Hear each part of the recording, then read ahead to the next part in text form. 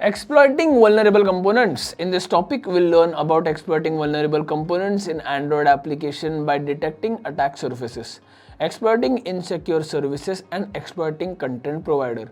We will also get hands-on with the browser tool.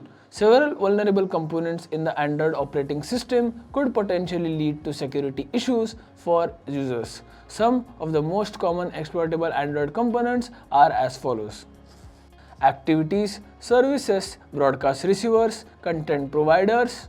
Let us look at how these components could be exploited.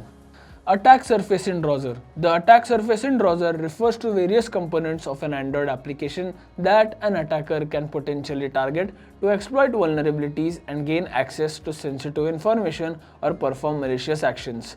These components include activities, services, content providers, broadcast receivers, and much more.